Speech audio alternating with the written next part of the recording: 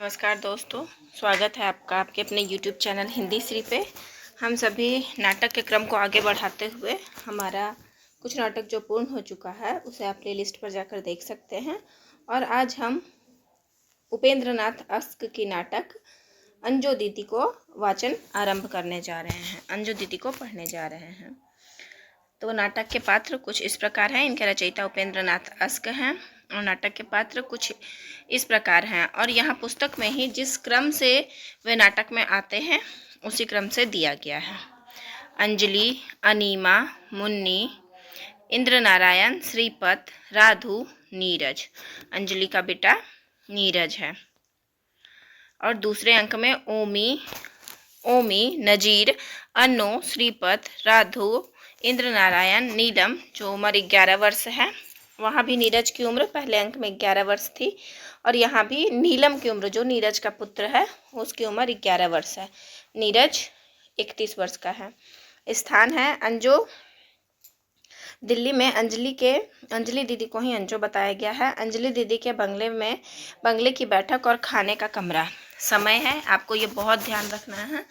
समय जो है पहले अंक का गर्मियों का एक दिन है और दूसरे अंक का 20 वर्ष बाद सर्दियों का एक दिन है। नाटक कुछ इस प्रकार है। पहला अंक 1933 की गर्मियां। पर्दा श्री इंद्र नारायण वकील की भव्य कोठी के बड़े हॉल में खुलता है, जिसे लकड़ी के एक खुलने और बंद होने वाले सुंदर पर्दे की सहायता से 2 भागों में बांटकर खाने के कमरे और बैठक में बदल दिया गया है। लेकिन कोठी वकील साहब को चूंकि दहेज में मिली है, इसलिए उनकी कोठी ने ना कहलाकर उनकी पत्नी श्रीमती इंद्र नारायण की कोठी कहलाती है, जो साधारणतः अंजलि दीदी या यूँ कहें कि अंजो दीदी के नाम से प्रसिद्ध है। यह खाने और बैठने का मिला जुला हॉल लंबा चौड़ा और खुला है। कोठी को वर्षों पहले एक अंग्रेज इंजीनियर ने बनवाया था। तब शनि के दिन यह हॉल नृत्य कक्ष का भी काम देता था, पर जब शराब और जुए के कारण कर्ज से लदकर इंजीनियर साहब ने कोठी बेची और अंजो दीदी के नाना ने उसे खरीद लिया, तो यद्यपि उन्होंने इससे नृत्य कक्ष का काम कभी नहीं लिया, तो भी इसकी से सजावट अंग्रेजी ढंग की ही रहने दी। बाईं ओर के आधे भाग में खाने की मेज और 6 कुर्सियां थी। याद रखिएगा कि बाएं भाग में एक खाने का मेज था और 6 कुर्सियां थी, 6। सामने एक बहुत खूबसूरत साइड बोर्ड है, जिसमें चाय की प्लेटें, प्याले, कांटे, झूरियाँ और चीनी के अन्य बर्तन पड़े हैं। एक कोने में तिपाई पर चिलमची रखी है और ऊपर खूंटी पर तौलिया टंगा है। छत पर बिजली का पंखा मंथर गति से चल रहा है। बाईं तरफ में एक दरवाजा है, जो वकील साहब और नीरज के कमरों में खुलता है। उसकी चौखट के ऊपर दीवार में एक कीमती सुंदर घड़ी अनवरत टिक टिक कर रही है। खाने के कमरे और बैठक के मध्य सागौन की लकड़ी का जो कीमती पर्दा खड़ा है, उसके फ्रेम में रेशमी कपड़ा लगा है। आवश्यकता पड़ने पर यह पर्दा बंद करके अलग भी रखा जा सकता है। बैठक में आने का मार्ग इस पर्दे के दोनों ओर से है। घर के अंदर से आने वाले पर्दे के उधर से आते हैं और बाहर से आने वाले पर्दे के इधर से, मतलब जो बाहर से आते हैं वो पर्दे के उधर से आते हैं। बीच में ऐसे पर्दा लगा हुआ है आने जाने के मार्ग में, कि बाहर वाले पर्दे के उस ओर से आते हैं और अंदर आने वाले पर्दे के इधर से। बैठक में सामने तख्त और गांव तकिए लगे हैं। इधर को काउच और तिपाई रखी है। जमीन पर गलीचे बिछे हैं। एक दरवाजा दाईं दीवार में है, जो बाहर बरामदे में खुलता है। एक दरवाजा सामने दीवार में पर्दे के निकट है, जो रसोई घर को जाता है। पर्दा उठते समय बैठक खाली है। खाने के कमरे में 5 कुर्सियां मेज के नीचे और छठी पर अनीमा 25 यानी कि 25 वर्ष की है। 1 वर्ष की मंझले कद और गदराए शरीर की युवती बैठी है। संभवतः दूसरों के आने की प्रतीक्षा में लेस बुन रही है। अनीमा अंजो दीदी की अंतरंग सहेली है, जो गर्मियों की छुट्टियां बिताने दिल्ली आई हुई है। दोनों कमरे निष्कलंक रूप से साफ हैं। प्रकट है कि उनकी सफाई केवल लॉकरों पर ही निर्भर नहीं, अंजो दीदी स्वयं उसमें दिलचस्पी लेती है। हर चीज करीने से लगी, साफ और स्वच्छ है। दोनों कमरों में कहीं धब्बा, जाला या धूल नहीं। सुबह का सुबह का वक्त है। घड़ी में 8 बजने को है। पर्दा उठने पर घड़ी में 8 की टन टन सुनाई देती है। इसके साथ ही अंदर के दरवाजे से अंजलि प्रवेश करती है और तेजी से अनीमा के पास से निकलती हुई रसोई घर के दरवाजे पर जाकर आवाज़ देती है। अंजलि कहती है, मुन्नी, नाश्ता मेज रखो मेज पर, तनिक कड़े स्वर में। तुम कर क्या रही हो? 8 बज गए हैं और नाश्ते का कहीं पता नहीं है। मुन्नी पृष्ठभूमि में बोलती है, बस लिए आ रही हूँ मेम साहब। अंजलि फिर खटखट करती हुई अंदर के दरवाजे पर जाकर बच्चे को आवाज़ देती है। अंजलि, बेटा नीरज, कपड़े बदल लिए तुमने? नीरज पृष्ठभूमि में, बस हो गया तैयार मम्मी। अंजलि, और अपने पापा से कहो नहाकर सीधे इधर आए, नाश्ता कर ले, फिर चाहे जो करते रहें। तौलिया उनका टॉवल स्टैंड पर पड़ा है और कपड़े पलंग पर रखे हैं। फिर पलटती है, तभी तक नहाए नहीं, अभी तक नहाए नहीं? 8 और 8 बज गए। वो जो इंद्रनाथ है वो पृष्ठभूमि से कह रहा है, अरे भाई आया आया। अंजलि अनीमा की ओर देखकर, इनकी आदत भी, तुम बैठे बैठे ऊब तो नहीं उठी मन अन्नो? नहीं, मैंने कहा, माफ़ी चाहती हूँ, मैंने कहा नाश्ते का समय हो रहा है, इन सबको तैयार कर दूँ। हंसती हुई मेज के नीचे से एक कुर्सी खींचती है। मैं शोर न मचाऊँ तो नाश्ते को 10 बज जाए। बैठ जाती है। अंजलि की आयु यद्यपि 30 के निकट है, लेकिन वह 5-1 वर्ष बड़ी दिखाई देती है। पतले छरहरे शरीर की दुर्बल नसों वाली युवती, जो न केवल गृहस्थी की चक्की में जुटी हुई है बल्कि पूरी निष्ठा और गंभीरता से जुटी हुई है। सुंदर चेहरे पर अभी से हल्की सी लकीरें बन गई हैं और मुस्कान के बावजूद जो इस समय उसके होठों पर खेलने लगी है, उसका मस्तिष्क की सदा तनी रहने वाली नसों का परिचय देती है। लेकिन इस सूक्ष्म सी मलिनता के अतिरिक्त क्या पहरावे को की सुरुचि, स्वच्छता और निर्दोषता, और क्या व्यक्तित्व की स्फूर्ति, सजगता और जागरूकता, वह हर बार में अनीमा को मात देती है। अनीमा उस मुक्त मृगी सी लगती है जो जाल के बंधन से अनभिज्ञ है। उसके बनाव, श्रृंगार और पहरावे से पूरी बेपरवाही टपकती है। उसके मुकाबले में अंजलि ऐसे लगती है जैसे कोई देवी जिसके माथे पर किसी आंतरिक विचार के कारण बल पड़ गए हों, अभी अभी सांचे में ढलकर आई है। अनीमा निरंतर लेस बुनते हुए, मैं तो हैरान रह गई दीदी, अंजू दीदी, तुम्हारे यहाँ का सलीका और समय की पाबंदी देखकर। अंजलि प्रशंसा से फूलकर, इस घर के कन कन को मैंने सलीका, समय और की पाबंदी और सभी लोगों के रंग ढंग सिखाए हैं। कहीं तुम पहले आकर देखती, घर भूतों का डेरा बना हुआ था। इतना बड़ा मकान, यह अभी तो पता न चलता था कि कौन सा कमरा खाने का है और कौन सा सोने का और कौन सा उठने बैठने का। सभी जगह चारपाइयाँ, कपड़े और बर्तन बिखरे रहते थे। अनीमा, लेकिन नौकर तो अंजलि थे, पर ना उन्हें बात करने का ढंग आता था, ना काम करने का। उपेक्षा से गंदे, गवार, चोर और बदतमीज। अनीमा, मैं तो हैरान रह गई मुन्नी को देखकर, नौकरानी लगती ही नहीं, मैं तो समझी जीजा जी की बहन है। अंजलि सहसा मुड़कर, हैं? इतनी साफ सुथरी, इतनी सुघड़, अनीमा ही कहती है, इतनी साफ सुथरी। वो बोल रही है कि मुझे तो मुन्नी लगी कि जीजाजी की बहन है। इतनी साफ सुथरी, इतनी सुघड़, इतनी सभ्य। अंजलि प्रसन्न होकर, कितनी जान खपाई है उसके साथ, तुम कल्पना भी नहीं कर सकती। और राधु? अनीमा, वह आया तो मैं समझी तुम्हारे ससुर, घबराकर, ससुर लिखा हुआ है उसके बाद घबराकर कि जीजाजी के पी, बेहतर घबराकर कि तुम्हारे कोई बुजुर्ग हैं। मैं तो उनके लिए आदर से कुर्सी छोड़कर खड़ी हो गई। अंजलि, बुजुर्ग? अनीमा अपनी बातें जारी रखते हुए, वह चौंका, पर जब तक वह कुर्सियां मेज झाड़ता रहा मुझे बैठने का साहस नहीं हुआ। हालांकि मैं अच्छी तरह जान गई हूँ कि वह नौकर है, पर जैसे विश्वास ही नहीं होता। अंजलि, हमारे नाना जी कहा करते थे, नौकरों को सदा, ये पहली बार हुआ कि नाना जी कहा करते थे। अंजलि ने कई बार इस वाक्य का प्रयोग किया है कि हमारे नाना जी कहे करते थे, तो यहाँ पहली बार कर रही है। हमारे नाना जी कहा करते थे, नौकरों को सदा साफ सुथरा रखना चाहिए। जैसे घर के भाग्य का पता देहरी से चलता है, वैसे ही मालिकों के स्तर का पता नौकरों के पहरावे से लगता है। गंदे नौकरों से नाना जी को बड़ी चिढ़ थी। उनके साथ रहकर मैं भी वैसी हो गई। मैं तो चाहती हूँ कि नीरज की सफाई पसंद, सभ्य और सलीके वाला बने। अनीमा, बड़ा प्यारा बच्चा है नीरज। इधर से गुजरा तो हाथ जोड़कर बोला, मौसी जी नमस्ते। अंजलि फूलकर, सभ्यता और शिष्टाचार की कमी तुम उसमें ना पाओगी। उठती है और अंदर के दरवाजे पर जाकर आवाज देती है, हो गया तैयार नीरू बेटे? नीरज पृष्ठभूमि से, जी मम्मी। अंजलि फिर पर्दे के पीछे दरवाजे पर जाकर नौकरानी को आवाज़ देती है, मुन्नी, नीरू बेटे को नाश्ता दे दो। मुन्नी पृष्ठभूमि में, दे रही हूँ मैम साहब। अंजलि, वह हमेशा सुबह समय से उठता है, समय से अपने डैडी के साथ सैर को जाता है, समय से स्नान संध्या करता है, फिर कपड़े बदलकर ठीक वक्त पर नाश्ते के लिए तैयार हो जाता है। हमारे नाना जी कहा करते थे, वक्त की पाबंदी सभ्यता की पहली निशानी है। और नीरू काम, आराम और खेल के समय का पूरा पूरा ध्यान रखता है। समय पर पढ़ता है, समय पर आराम करता है और समय पर खेलता है। सोने का बेला खेलते या पढ़ते या पढ़ने के बेला खेलते या सोते तुम उसे कभी ना पाओगी। जाकर देखती है और चिलमची आदि साफ है या नहीं। ये दूसरी बार हो गया कि नाना जी कहा करते थे और वो अपने काम में साफ सफाई में लग जाती है। अनिमा, एक हमारे यहाँ के बच्चे हैं, 8-8 बजे तक सोते रहते हैं, कान उमेट उमेट कर जगाना पड़ता है, महीनों स्नान नहीं करते, उदंड इतने हैं कि दूसरे का तो क्या, माता पिता तक का आदर नहीं करते। अंजलि, नाना जी कहा करते थे, ये तीसरी बार। बच्चों को शुरू से ही अच्छी आदतें डालनी चाहिए। इतना बड़ा हो गया है नीरज, कभी कान उमेटने या डांटने की नौबत नहीं आई। अनीमा, मैंने पूछा, नीरज बेटा, नाश्ता तो तुम हमारे साथ ही करोगे ना? कहने लगा, मैं अपनी ही मेज पर नाश्ता करता हूँ मौसी जी। अंजलि, उसकी अलमारी, मेज, टॉयलेट का सामान, सोने का कमरा, सब कुछ अलग है।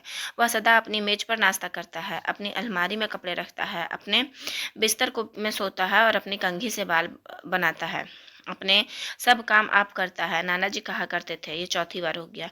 बच्चों को अपनी मदद आप करने की आदत डालनी चाहिए। अनिमा, मैं तो भाई मान गई तुम्हें। मैं खुद सोच रही हूँ कि कुछ दिन तुम्हारे पास रहकर अपनी आदतें सुधारूँ, समय पर उठूँ, समय पर खाऊं, समय पर सोऊं, कहीं मुझे तुम्हारे ऐसा सलीका और सुघड़ापा आ जाए। अंजलि, नाना जी कहा करते थे, ये 5वीं बार है। सुघड़ापा स्त्री का गहना है और सदाचार पुरुष का, और मैं चाहती हूँ नीरज सभ्य, शिष्ट और समयनिष्ठ बने। अनिमा, और मैं कहती हूँ अंजो, तुम अपने उद्देश्य की पूरी तरह सफल हुई हो। अपने घर को तुमने घड़ी सा बना रखा है, सब मानो उसके पुर्जे हैं। अंजलि, जिंदगी स्वयं एक महान घड़ी है। ये कथन बहुत महत्वपूर्ण है, आपको याद रखना। अंजू दीदी के नाटक से है और अंजलि द्वारा कहा गया है। जिंदगी स्वयं एक महान घड़ी है, प्रातः संध्या उसकी सुइयां हैं, नियमबद्ध एक दूसरे के पीछे घूमती रहती है। मैं चाहती हूँ मेरा घर भी घड़ी की ही तरह चले, हम सब उसके पुर्जे बन जाएं और नियम पूर्वक अपना अपना काम करते जाएं। अनिमा, जीजा जी को बड़ा बुरा लगता होगा ये यों बंधना। अंजलि, बुरा?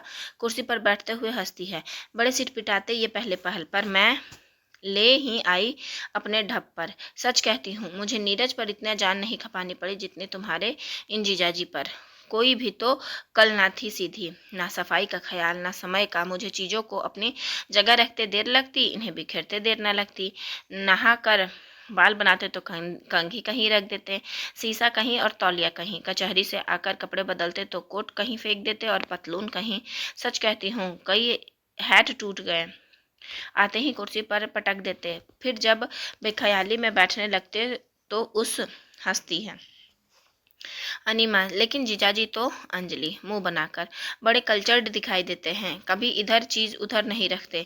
जी हाँ, जानती हो कितनी माथापच्ची करनी पड़ी है इनके साथ, इनके कितनी भूख हड़तालें की है, कितनी बार रूठ कर पीहर जा कर बैठी हूँ।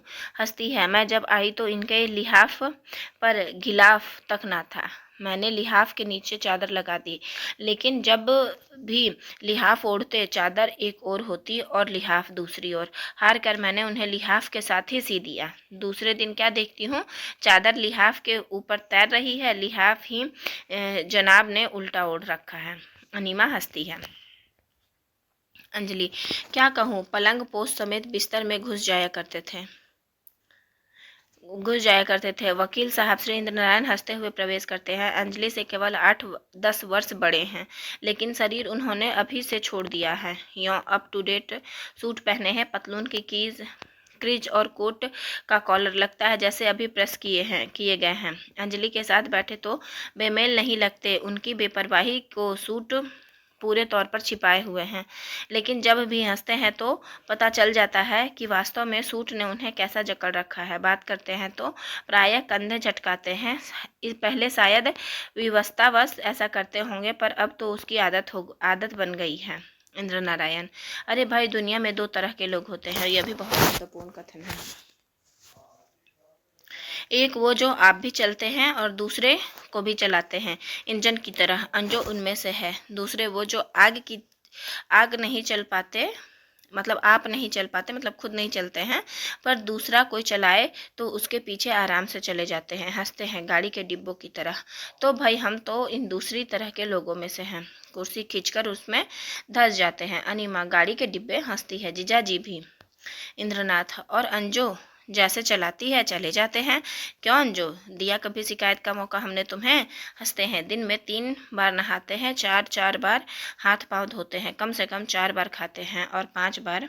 अंजलि, इस नाश्ते को आप, इंद्रनाथ तुम इसे नाश्ता कह लो, हम तो इसे खाना ही कहेंगे। अपनी बात जारी रखते हुए, और 5 बार कपड़े बदलते हैं, सफाई, वक्त की पाबंदी, सभ्य समाज के तौर तरीके, सबका पूरा पूरा ख्याल रखते हैं। हंसते हैं। अंजू के साथ शादी करने के बाद लगता है जैसे हम तो अछूत थे।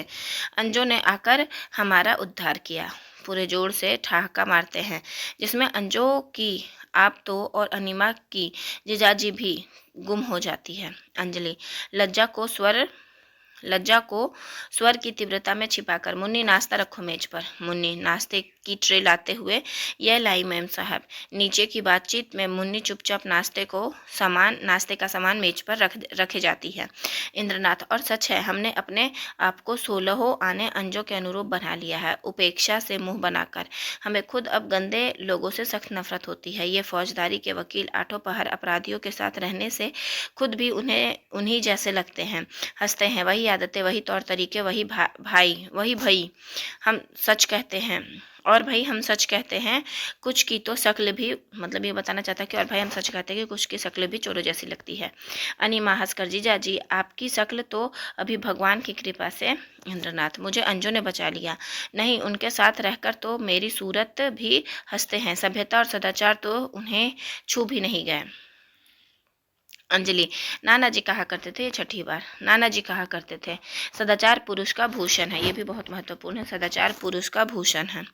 इंद्रनाथ, पर भूषण अलंकार स्त्रियों की चीज समझकर वे इसे पास भी नहीं फटकने देते। सदा अश्लील बातें करने में उन्हें रस मिलता है, और गंदे इतने होते हैं कि पास बैठना दुभर हो जाता है। जूतों समेत मेज पर पांव रखे बड़े डकरते रहते हैं, अंतिम घृणा से, बदतमीज कहीं के, और पानी के बतासे, दही बड़े और चाट खाकर। अंजलि, नाना जी कहा करते थे, ये 7वीं बार है, दही बड़े और चाट। इंद्रनाथ, मैं तो नाना जी को दुआ कर दिया करता हूँ, जिन्होंने तुम्हारे द्वारा मुझे इस चटोरेपन से बचा लिया। कसम ले लो, जो पिछले 6 बरस में चाट को मुंह भी लगाया हो। और तो और कभी नीरज। अंजलि, मुंह लगाने देती हूँ मैं नीरज को ऐसी गंदी चीजें?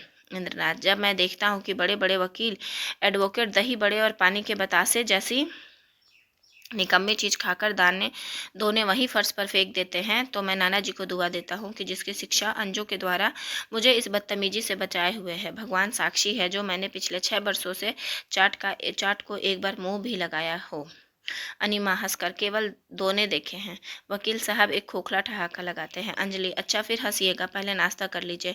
इंद्रनाथ, भाई मैं कहता था कुछ देर प्रतीक्षा कर लेते, वह श्रीपत का पत्र आया था, आज सुबह की गाड़ी से वह आ रहा है। अंजलि व्यंग्य से, आ गया श्रीपत? इन 6 बरसों में उसने कितने पत्र नहीं लिखे, कभी आया भी? आप भी बस नाश्ता शुरू कीजिए। नृपत भाई की चिट्ठी आती तो मैं आंखें दरवाजे लगाए बैठी रहती। यहाँ देखिए 2 भाई का जिक्र है, एक श्रीपत जो आता है और जो नाटक में उपस्थित है, और एक नृपत जहाँ जिनका सिर्फ नाम का जिक्र है, और ये बहुत गौण पात्र है, आपको ध्यान रखना है। श्रीपत और नृपत 2 भाई थे। नृपत भाई की चिट्ठी आती तो मैं आंखें दरवाजे से लगाए बैठी रहती, पर श्रीपत क्या भरोसा उसका। श्रीपत बैठक में प्रवेश करता है, अपना नाम सुनकर ठिठक जाता है, फिर धीरे धीरे खाने के कमरे के पर्दे की ओर बढ़ता है। इंद्रनाथ, भाई वह घुमक्कड़ आदमी है, सदा बाहर दौरे पर रहा है। अंजलि जी दौरों पर रहा है, पर जब भी इधर से गुजरा बड़े तराक से लिख दिया, श्रीमान श्री राय श्रीपत राय इस बार अवश्य अंजू दीदी के गरीब खाने पर पधारेंगे। लेकिन सदा गुजर गए और पता भी ना दिया किस गाड़ी से गुजरे। नाना जी कहा करते थे कि श्रीपत, ये 8वीं बार है, श्रीपत पर्दे के पास निकल गया। श्रीमान राय श्रीपत राय पधारते हैं। सब चौंकते हैं। श्रीपत पर्दे के पास खड़ा है, कीमती सिल्क का कुर्ता और लट्ठे का पैजामा पहने हुए है, लेकिन कुर्ते के 2 बटन खुले हैं और दोनों कपड़े तनिक मैले हो रहे हैं। आयु में अंजू से 2-2.5 वर्ष कम है, लेकिन अंजू की तरह पतला, दुबला और कमजोर व्यक्ति नहीं, खाने पीने और मौज मनाने वाला आदमी है। लंबा, तगड़ा और किंचित मोटा, कलाई में कीमती घड़ी और मुंह में स्टेट एक्सप्रेस का सिगरेट। याद रखिएगा, सिगरेट की कंपनी कौन है? State express. इंद्रनाथ उल्लास से श्रीपत सिगरेट कहीं फेंक कर पैर से उसे मसलते और बढ़कर वकील साहब को आलिंगन में लेते हुए, जी जाजी। इंद्रनाथ उसे अपने आलिंगन में भींचकर, भाई बड़ी उम्र है तुम्हारी, भी अंजो कह ही रही थी कि श्रीपत। अंजलि, श्रीपत क्या कर रहे हो? धूल और पसीने से तुम्हारे कपड़े राज हो रहे हैं, तुम्हें लिपटे जा रहे हो इनसे। चलो नहाओ, कपड़े बदलो, सामान कहाँ है तुम्हारा? श्रीपत, अरे दीदी, इतने बरस बाद मिले हैं जीजाजी से, तो क्या अच्छी तरह गले भी ना मिले? फिर लिपट जाता है। कहिए जीजाजी, किस मिजाज के हैं हुजूर के? कसम आपकी, युग बीत गए आपको देखे। कहिए वकालत का क्या हाल है? सूरत से तो कसम आपकी, आप जज दिखाई देते हैं। फौजदारी के वकील अलग होकर एक दृष्टि वकील साहब पर नख से सिख तक डालकर सिर हिलाते हुए, रत्ती भर नहीं अंजू दीदी ने शायद। अंजलि, चाय ठंडी हुई जा रही है, चलो नहा लो, फिर बातें करना। सामान कहाँ है तुम्हारा? श्रीपत, सामान ही कौन सा है, बिस्तर पड़ा है बाहर बरामदे में। अंजलि, सामान नहीं लेकिन? श्रीपत, अरे आजकल सामान साथ लेकर चलने के दिन हैं। अंजलि, पर कपड़े? श्रीपत, एक अचकन कुर्ता और पैजामा होगा, सो बिस्तर में बंद है। अंजलि नौकर को आवाज देती है, राधू राधू। राधू बाहर से, जी मैम साहब। अंदर आकर, जी जी। अंजलि, बाहर बरामदे में इसका बिस्तर पड़ा है, उठा लाओ। बाथरूम में नया तौलिया और साबुन रख दो। अलमारी से साबुन की नई टिकिया ले लो, ये नहाएंगे। श्रीपत, तुम भी बस दीदी, अभी चला आ रहा हूँ, पसीना तक सूखा नहीं है और तुम्हें नहाने की नादिर शाही हुक्म जारी कर दिया। कुर्ता उतारकर साथ की कुर्सी पर फेंक देता है। जरा पंखा तेज कर दो दीदी, इंजन के धुएं ने धूल और पसीने से मिलकर। अंजलि, अरे रे रे, क्या कर रहे हो श्रीपत? तुम्हें शर्म नहीं आती? देखो यहाँ अन्नो बैठी है और तुमने कुर्ता उतार कर फेंक दिया, नंगे बदन तुम्हें यहाँ बैठे। श्रीपत, अरे दीदी, तुम तो फिजूल की गृहस्थी की चक्की से अपना माथा फोड़ रही हो। तुम्हें तो सेना में कैप्टन या छोटी मोटी लेफ्टिनेंट हो जाना चाहिए।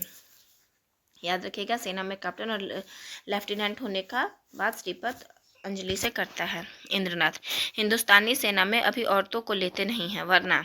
अंजलि अपने पति पर एक आग्नेय दृष्टि डालकर श्रीपत से, शिष्टता तो तुम्हें छू भी नहीं गई। अन्नो बैठी है और तुम। श्रीपत कुर्सी घसीटते हुए, इस समय तो मैं कुर्सी पर बैठ रहा हूँ, तुम पंखा जरा तेज कर दो दीदी, यह पसीना ना सूखेगा तो मैं नहा ना सकूंगा। हंसकर अनीमा की ओर मुड़ते हुए, कहो अन्नो, तुम्हें तो जैसे युगों के बाद देखा है, मैं तो कसम तुम्हारी पहचान भी ना सका तुम्हें। सच कहना, क्या चंद मिनट इस पंखे के नीचे मेरे बैठने पर तुम्हें कोई आपत्ति है? अंजलि की आग्नेय दृष्टि को लक्ष्य करके, अरे दीदी, ऐसे देख रही है मानो मैं कोई भारी अपराध कर रहा हूँ। अभी कहेगी। अंजलि की नकल उतारते हुए, हमारे नाना जी कहा करते थे, तुम्हें अपने नाना जी की कसम दीदी, क्षण भर को बिल्कुल उनका ध्यान छोड़ दो और पंखे की हवा तेज कर दो। मेज का पर पाँव टिका कर आराम से कुर्सी पर बैठ जाता है। अंजलि, मैं कहती हूँ, तुम कितने गवार हो, यह खाने की मेज है और तुम यहाँ कपड़े उतार कर पसीना सुखाने बैठ गए हो, कोई हद भी है बदतमीजी की, नाना जी कहा करते थे। श्रीपत बेहद गवार आदमी है, खाने की मेज पर बैठकर पसीना सुखाता है। मैं कहता हूँ दीदी, मैं इतनी मुद्दत के बाद यहाँ आया हूँ, तुम्हारा छोटा भाई हूँ, तुम लोगों से मिलने की हजरत दिल में लिए हुए ना जाने कब से इस महान भारत की नगर नगर भटक रहा हूँ और तुम्हें मेरा पल भर को यहाँ बैठना नहीं सुहाता? तुम्हारी कसम, मैं जितनी देर यहाँ रहूँगा, 1 मिनट के लिए भी आप लोगों को अपनी नज़र से ओझल ना होने दूंगा। अंजलि, यही तो मैं कहती हूँ, तुम उठो, नहाओ, फिर बैठकर। श्रीपत, मैं कहता हूँ, ब्रह्मा का वाक्य और मेरा वाक्य एक बराबर है। मैंने कहा ना कि मिनट भर के लिए भी आप लोगों को मैं अपनी नज़र से ओझल ना होने दूंगा। बाथरूम में जाने की बात ही दूर रही। अंजलि हताश भाव से, ठंडी हो गई चाय तुम्हारी बातों में। श्रीपत, फिर गर्म हो जाएगी। नौकर को आवाज़ देता है, राधू ओ राधू। राधु बाहर से, जी आया साहब। श्रीपत हंसकर, कुछ ही मिनट हुए हैं मुझे यहाँ आए और कितनी जल्दी तुम्हारे नौकर ने का नाम मुझे याद हो गया। अपने आप हंसता है। अंजलि, क्या करेगा नौकर, चाय का पानी गर्म करके, फिर ठंडा हो जाएगा। तुम नहा तो लो। श्रीपत, मैं कहता हूँ दीदी, चाय पीना भी कोई संध्या वंदन करना है कि स्नान आदि की जरूरत हो। जरा गर्मा गर्म चाय का एक कप पिलाओ, जान में जान आए, नहाने की भी देखी जाएगी। अंजलि घड़ी की ओर देखते हुए खींचकर, मैं कहती हूँ नाश्ते का समय कब हो गया और तुम हो कि श्रीपत, यही तो कहता हूँ, बस झटपट नाश्ता कर लिया जाए। ट्रे को अपनी ओर खींचता है, सब लोग मेरे लिए क्यों बैठे रहें भाई, आप सब तो नहा कर बैठे हैं, मैं बिना नहाए बैठा सही। सहसा वकील साहब की ओर मुड़कर, क्यों जिया जी, आपको कोई आपत्ति। इंद्रनाथ अंजलि की ओर देखकर और खखार कर, मुझे। श्रीपत, और अन्नो तुम्हें। अनिमा अंजलि की ओर देखकर झिझकते हुए, मैं। श्रीपत, तो लाइए चाय पी जाए, मुझे आप सबकी कसम सचमुच बड़े जोरों की भूख लगी है। माफ़ी चाहती हूँ, प्लेट से टोस्ट यानी टोस्ट होना चाहिए, टोस्ट उठाकर उस पर छुरी से मक्खन लगाते हुए खाते हुए, और नहाने में मुझे कम से कम 1 घंटा लग जाएगा। मेरी आदत है कि या तो मैं नहाता ही नहीं, और नहाता हूँ तो महीनों का कसर एक ही दिन में निकाल देता हूँ। आप सब लोग बैठे रहेंगे मेरे लिए। इंद्रनाथ राधु से, जो इस संभाषण से मैं चुपके से आकर हाथ बांधे आदेश की प्रतीक्षा में खड़ा है। राधु, जरा चाय का पानी और लाओ, गरम गरम, यह तो ठंडा हो गया। श्रीपत, और फिर मैं सोचता हूँ गर्म चाय पीने से जितना पसीना निकलना है निकल जाए, इसके बाद नहाऊं, इसलिए मैं सदा नहाने से पहले नाश्ता किया करता हूँ। टिकोजी उठाकर चायदान को छूता है, चाय तो खूब गर्म है जीजाजी। राधु, और पानी अलग टीपॉट में लाओ, तब तक एक एक प्याला इसी में से हो जाए। राधु जाता है वकील साहब के प्याले में चाय डालता है। ये यहाँ श्रीपत होगा। श्रीपत वकील साहब के प्याले में चाय डालता है। अब दूध तो ज़्यादा नहीं लेते, दूध डालता है और चीनी। अंजलि आगे बढ़कर क्रोध से, श्रीपत, तुम्हें टेबल मैनर्स का भी ज्ञान नहीं, हटो, मैं बनाती हूँ चाय। श्रीपत, ना दीदी, चाय तो मैं अपनी सदा आप बनाता हूँ, तुम्हारी कसम दूसरा कोई काम खुद नहीं करता, पर चाय मैंने फैसला कर रखा है कि या मेरी पत्नी आकर बनाएगी या फिर मैं ही। अंजलि, भाभी के आने की संभावना ही से जो प्रसन्न हो जाती है, तुम करो भी शादी, लड़कियां तो हजारों। श्रीपत चाय की चुस्की लेकर, अरे दीदी, शादी की कल्पना में जो आनंद है वह शादी में कहाँ है। सहसा वकील साहब की ओर मुड़कर देखता है, जीजाजी से पूछ लो। अंजलि, क्यों, इन्हें क्या। इंद्रनाथ, नहीं भाई, मैं तो। श्रीपत, वह जीजाजी, आपको अपनी कसम भगवान को साक्षी जानकर कहिए, शादी की कल्पना में ज़्यादा मजा है या शादी में। याद है ना, मैं अंजू दीदी की सगाई के सिलसिले में आपसे मिलने आया था, कितना हंसते थे आप उन दिनों, कितने ठहाके लगाते थे, कितनी बेपरवाही थी आपके स्वभाव में, जो जी चाहे खाते थे, जो जी चाहे करते थे, जहाँ भी चाहे जाते थे। हंसता है, और अब इतनी देर से बैठे हैं और एक ठहाका भी तो आपने नहीं लगाया। आपकी कसम, आप तो हाई कोर्ट के जज दिखाई देते हैं। हंसता और चाय की चुस्की लेता है, जबकि आप एक एडवोकेट भी नहीं बने। जब एक वकील जज नजर आने लगे तो समझिए कि वह बुढ़ा हो गया। वकील तो जवानी का प्रतीक है। हंसता है, और जज बुढ़ापे का। कसम आपकी जीजाजी, शादी ने आपको बुढ़ा बना दिया है। स्वयं जोर से ठहाका लगाता है और चाय पीता है। और क्यों जीजाजी, अपना वचन तो आप नहीं भूले हैं ना। पिछली बार जब हम मिले थे तो आपने कहा था कि एक बार दिलकुशा होटल, इस होटल का नाम याद रखिएगा कि दिलकुशा होटल, दिलकुशा होटल में ... है, दिलकुशा होटल में। फिर इंद्रनाथ का कथन है, इस बात से घबराकर श्रीपत अपनी झोंक में कुछ और न कह दे, प्याला हाथ में लिए उठ खड़े होते हैं। लो भाई, मुझे तो देर हो रही है, एक मामला है जरूरी, मैं लंच पर आने की कोशिश करूंगा, उसे निपटाकर मेरी प्रतीक्षा ना करना। हाथ के प्याले को एक ही घूंट में समाप्त करके मेज पर रखते हुए चले जाते हैं। अंजलि, हैट तो अपना लेते जाइए, उनके पीछे पीछे जाती है। श्रीपत चाय का दूसरा प्याला बनाता हुआ गुनगुनाना आरंभ कर देता है। श्रीपत, भरी बज्म में राज की बात कह दी, बड़ा बेअदब हूँ, सजा चाहता हूँ।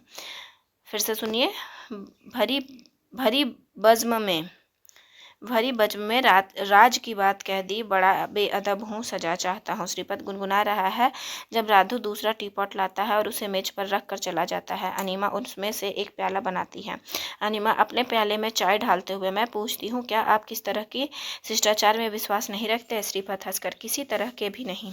शिष्टाचार शादी का यूँ कह लो कि बंधन का प्रतीक है। उधर आपकी शादी हुई, इधर आपके गले में शिष्टाचार का जुआ पड़ा। ये आपकी सास है, इसके सामने सिर नीचा किए शिष्टता से मुस्कुराओ, मानो आपके सारे दांत झड़ गए हैं। ये आपकी सलहज है, यानी साले की पत्नी। इनके सामने विनम्रता से ऐसे हंसो मानो आपकी बत्तीसी मोतियों की है। ये आपकी पत्नी है, आचार व्यवहार सदाचार और शिष्टता की मौसी। खूब जोर से ठहाका मारता है। मेरे ख्याल में आचार व्यवहार के सभी कानून कायदे शादीशुदा लोगों के अधेड़ दिमागों की उपज है।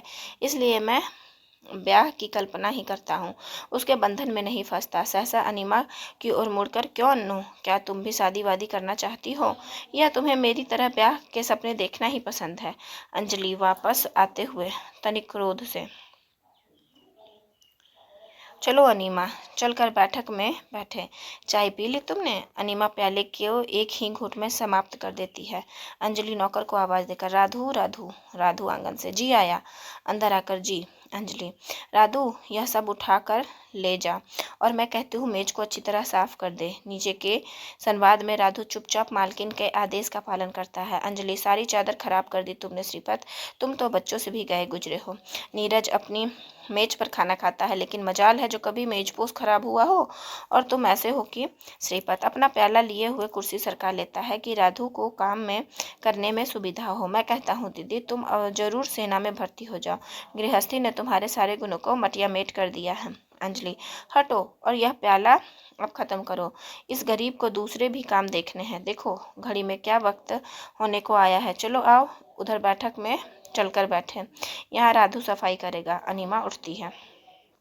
श्रीपत श्रीपत तुम चलो, मैं जरा यहीं आराम करूंगा। गर्म गर्म चाय पीने से पसीना आ रहा है और पंखे की हवा बदन में ठंडी ठंडी सरसराहट पैदा कर रही है। तुम्हारी कसम, मैं तो यहाँ से उठकर स्वर्ग में भी ना जाऊँ। अंजलि, पंखा तो उधर भी है।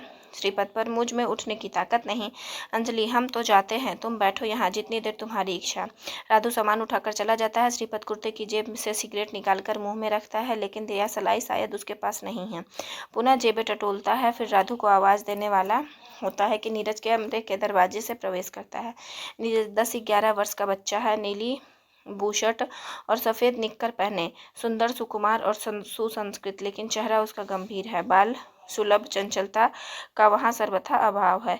उसकी चाल उसके बछड़े की सी है, जिसने गले की घंटी होना चाहिए, गले में बंधी रस्सी के साथ समझौता कर लिया हो। नीरज, मामा जी नमस्ते। श्रीपत, अख अख अख भांजे साहब है, नमस्ते। कहो नीरू बेटे, नीरज ही हो ना तुम? नीरज, जी मामा जी। श्रीपत उस बाहों में उठाकर, अपने मामा जी के लिए दिया सलाई की डिबिया तो लाओ बेटा। नीरज, अभी लाया मामा जी। श्रीपत उसे उतार देता है। वह दिया सलाई की डिबिया लेने पर्दे के पीछे रसोई घर की ओर भाग जाता है। श्रीपत फिर कुर्सी पर बैठकर टांगे मेज पर रख लेता है, जिसे अभी राधु साफ करके गया है, और उसी कुर्सी पर झूलता हुआ गुनगुनाता है। श्रीपत, उदो अखिया अति अनुरागी, इकटक मग जोबती अरुदे रोबती, भूलहूँ पलक न लागी। उदो अखिया अति अनुरागी। नीरज दिया सलाई की डिबिया लेकर आता है, कुछ क्षण खड़ा गाना सुनता है, फिर आगे बढ़ता है। नीरज, लीजिए मामा जी। श्रीपत, लाओ बेटे। नीरज दिया सलाई देकर आदर से एक और खड़ा हो जाता है। श्रीपत वैसे ही टांगे मेज पर रखे हैं, दिया सलाई जलाकर सिगरेट सुलगाता है और बड़े आराम से कस खींचता है। नीरज पूर्ववत आदर से, मामा जी मेज पर टांगे नहीं रखा करते। सहसा श्रीपत की टांगे नीचे आ जाती है, फिर वह तनिक चौंक कर नीरज की ओर देखता है और अनायास ठहाका मारता है। श्रीपत फिर टांगे उसी प्रकार मेज पर रखते हुए, किसने कहा तुमसे? नीरज, मम्मी कहा करती है मामा जी।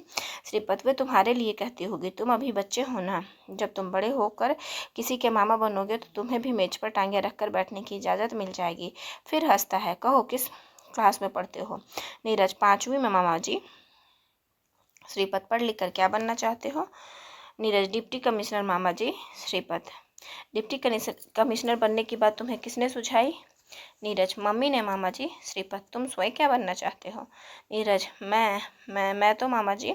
श्रीपत, यह तुम हर बात के साथ मामा जी कहना किसने सिखाया? नीरज, मम्मी ने कहा है कि बड़ों के साथ बात करते समय आदर से। श्रीपत, तो हो चुके तुम डिप्टी कमिश्नर, इतने आदर से बात करोगे तो सरकार तुम्हें पटवारी बना देगी। अकड़ कर चला करो, याद रखिएगा कि अंजो श्रीपत नीरज को क्या बनाना चाहती है, तो डिप्टी कमिश्नर। अकड़ कर चला करो, रौब से बात किया करो। नीरज, मैं तो कप्तान बनना चाहता हूँ मामा जी। पर श्रीपत, कप्तान? नीरज, क्रिकेट का कप्तान? श्रीपत, क्रिकेट खेलते हो? नीरज जी, मम्मी कहती है बड़ा निकम्मा खेल है, चोट लग जाती है। श्रीपत, तो फिर तुम बन चुके क्रिकेट के कप्तान कितने घंटे खेलते हो? नीरज, 2 घंटे। श्रीपत, और कितना पढ़ते हो? नीरज, 6 घंटे। श्रीपत, 6 घंटे खेला करो और 2 घंटे पढ़ा करो। नीरज जी, मैं पास कैसे होऊंगा? श्रीपत, पास होने के लिए रोज बाकायदा 2 घंटे पढ़ लेना काफ़ी है, और फिर तुम पास होते रहना चाहते हो कि क्रिकेट के कप्तान बनना? नीरज, कप्तान बनना। श्रीपत, तो जाओ, रोज 2 घंटे जमकर पढ़ा करो, 6 घंटे डटकर खेला करो। तुम्हारे मामा जी दुआ करते हैं कि भगवान ने चाहा तो बड़े होकर तुम अवश्य क्रिकेट के कप्तान बनोगे और भारत तो क्या संसार भर में नाम पाओगे। नीरज, गदगद होकर मामा जी बढ़कर श्रीपत से लिपट जाता है।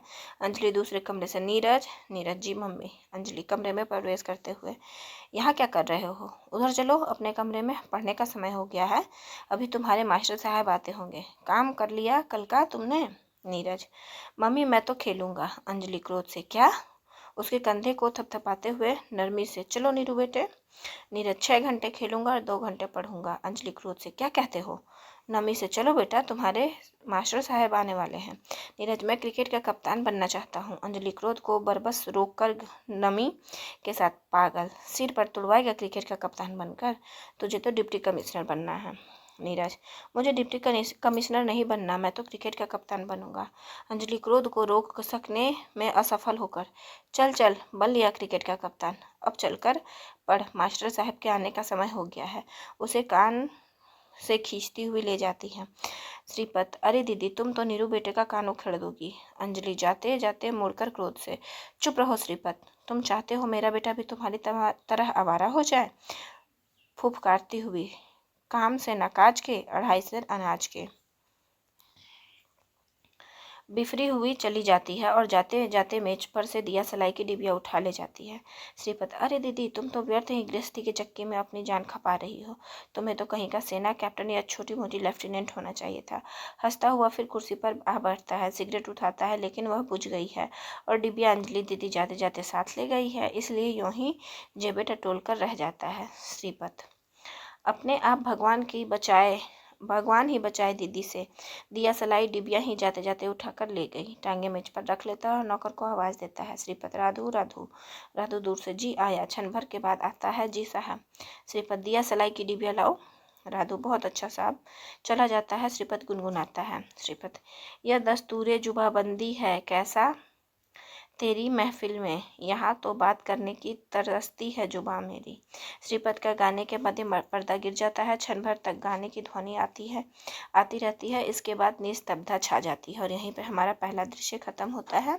दूसरे दृश्य में कथन नहीं दिया हुआ है, सिर्फ बताया गया है उसके परिदृश्य के बारे में। दूसरा दृश्य, कुछ क्षण बाद पर्दा फिर उठता है। श्रीपत खाने की मेज पर जूतों समेत सोया हुआ है, मेज की चादर गोला सा बनी उसके सिर के नीचे तकिए का काम दे रही है। मेज चूंकि इतनी लंबी नहीं है कि वह टांगे पसार कर लेट सके, इसलिए उसकी एक टांग दूसरी के घुटने पर है, लेकिन दोनों टांगे एक ओर को झुकी हुई है और अलग अलग हुआ ही चाहती है। मेज के पास फर्श पर एक आधा जला सिगरेट पड़ा है। घड़ी में 12 बजे है और पर्दा फिर गिर जाता है। यहाँ पर हम लोगों ने पहला दृश्य और दूसरे दृश्य का वाचन कर लिया है। दूसरे दृश्य में सिर्फ दृश्य दिखाया गया कि क्या दृश्य है, जहाँ श्रीपत मेज पर लेटना चाह रहा है और चादर को उसने गोल गोल करके तकिया बना लिया है और टांगे उसकी एक के ऊपर चढ़ी हुई है और वो सो रहा है और सिगरेट वहीं पड़ा हुआ है। आज की कक्षा का वाचन इतना ही। आपका धैर्य से बने रहने के लिए बहुत बहुत धन्यवाद। आशा करती हूँ यह वीडियो आपको लाभान्वित करेगी।